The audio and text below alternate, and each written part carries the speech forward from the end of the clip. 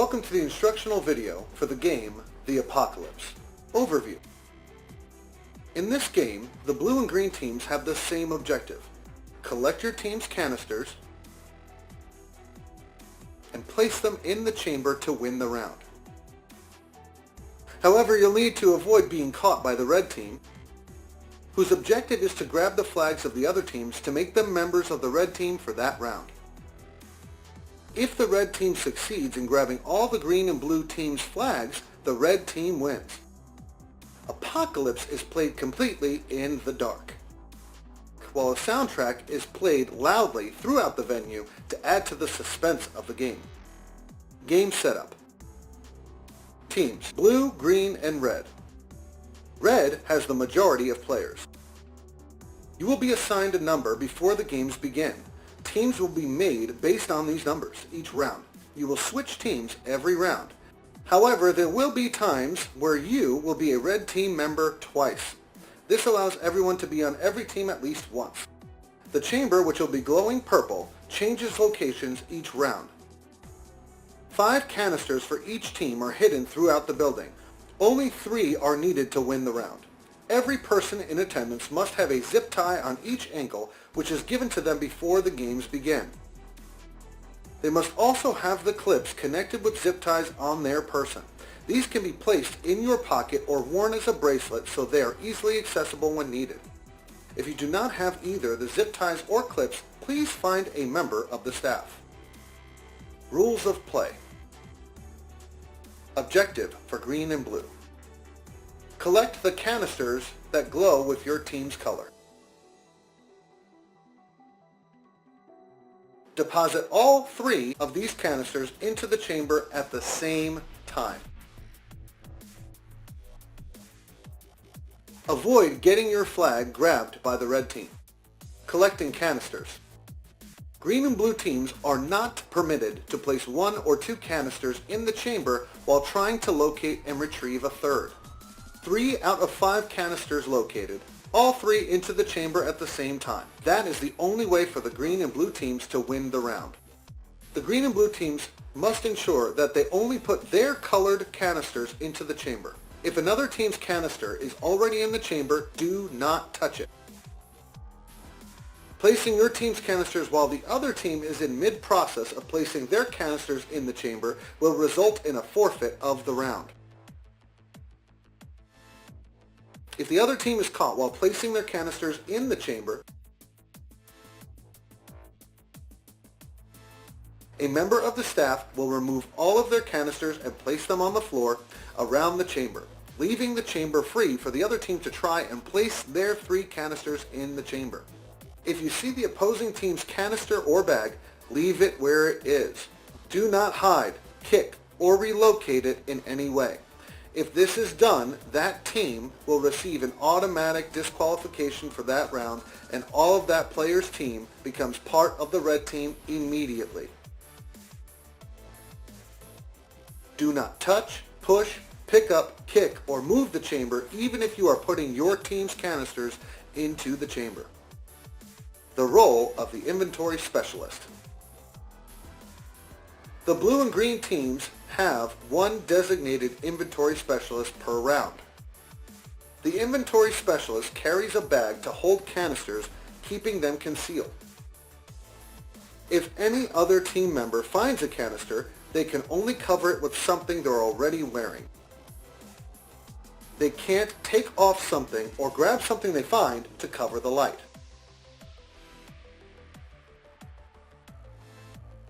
Objective: the red team. Grab the flag of all members of the green and blue teams to turn them into the red team. Catching and being caught. The green and blue teams can be caught by having their flag pulled by a red team member only. Green and blue teams cannot pull each other's flags. Flags must be at least 10 inches hanging out of their pants on their side, usually at the hip. The flag must fall on the side of the leg. Those found with the flag falling in the front, or if the flag is too short during the round, that person will become a member of the red team immediately.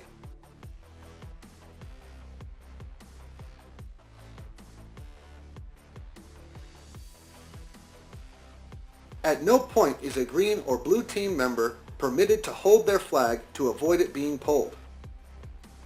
If the inventory specialist has their flag pulled, they must drop their bag where they are.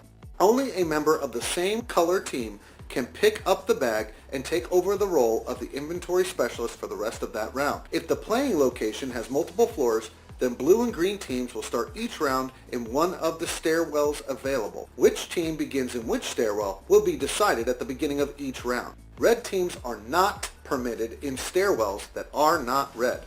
If the playing location does not have multiple floors, then the green and blue teams must begin each round in one of the several safe zones designated by glow sticks of the color of their team, other than red. But again, red team members are not permitted. Each stairwell will be dimly lit or will have glow sticks on the steps to avoid injury. Please be cautious in these areas. These glowing stairwells or locations are only for green and blue teams. There are boundary lines marked to show how far a member of the blue and green teams can go before they are eligible for being caught. However, if a member of the red team reaches over the boundary line or crosses it to pull a flag, it does not count. Please return the flag that you pulled to the green or blue team member. Red team dynamics. At the start of each round, the red team must search for and start at a red team station, which has a blinking red light, making it easy to identify. If there are multiple levels at the playing location, the red team may be split into two different groups. If this is the case, there will be two red team stations, one on each level. The two sections of the red team will be directed to find the red team station on one of the levels. Once you hear the round has started by the air horn, the members of the red team can leave the station to begin searching for the green and blue teams. Every member of the red team must begin each round with the clips and zip ties attached to their ankle zip ties, restricting their movement. Since every person playing Apocalypse will be on the red team at some point, all players may want to consider wearing socks that cover their ankles to avoid irritation of the skin. Even if a red team member has the ability to run with the clips on, they are not permitted to run or hop. Red team members must walk at all times. This avoids injury and gives green and blue teams a chance at victory. Members of the red team are easily identified by their red glow rings. These are to be worn at the start of each round and worn throughout the round. They must be visible at all times, not under clothes or covered in some way. Each member of the red team must begin each round wearing 2 glow rings minimal. This allows for them to give a red glow ring to a member of the green or blue teams if they catch them. Return their flag to them before handing them a glow ring. If a red team member catches a green or blue team member but only has 1 glow ring, please walk with the person you've caught until you find another red team member with a spare glow ring. If a member of the red team catches a member of the green or blue team, the one caught must also use the clips and zip ties on their ankles. 1 clip on one ankle and then 1 on the other. This restricts mobility just like the rest of the red team. Red team members must avoid clustering together and should separate immediately if they encounter one another. We know some spaces are narrow and that can make it difficult, but please attempt to create some distance to avoid injury, or a member of the staff will create some distance for you. The red team cannot stand, sit, or hide. They must always be moving. This does not mean spinning around in circles or going in circles around a canister. The red team cannot stay near canisters.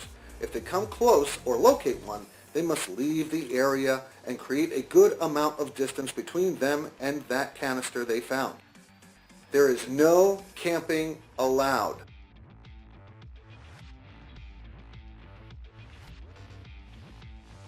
If the playing location has multiple floors, the red team players have a designated stairwell, elevator, or location to use to move between the floors. This will be illuminated in some way with red lights. This avoids injury. Safety precautions. Watch out for hazards marked with yellow glow sticks, including poles, doors, sharp corners, and much more. Staff members are also marked with yellow glow rings, making them easy to locate if you need assistance. We love our volunteer staff. So, do not run into them, shove them, or use them as a human shield. They are what enable us to continue playing Apocalypse.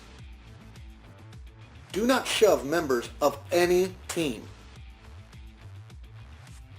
If you are caught, you're caught. Injuries must be avoided. Before the start of the game, all phones will be placed in a fortified, locked, and safe location. Please inform your guardian that your phone will not be on your person until the games are completed. This will ensure no cell phone lights or flashlights are accessible, which is against the rules. Ending the round. Each round will conclude with a loud air horn to indicate the winning team. If the green or blue team wins, please call out to a staff member to empty the chamber. Do not empty it yourself. They will return all canisters to the rest of the staff to be dispersed for the next round. All players should gather in the main room, which will be designated before the games begin, for the announcement of who won and further instructions. Final tips. Stay stealthy and work as a team to accomplish your mission. Going solo usually does not work. Keep communication open and strategize to avoid being caught. Strategy can also be useful to the red team. There are ways to strategize and not violate these rules. Most importantly, have fun and enjoy playing Apocalypse.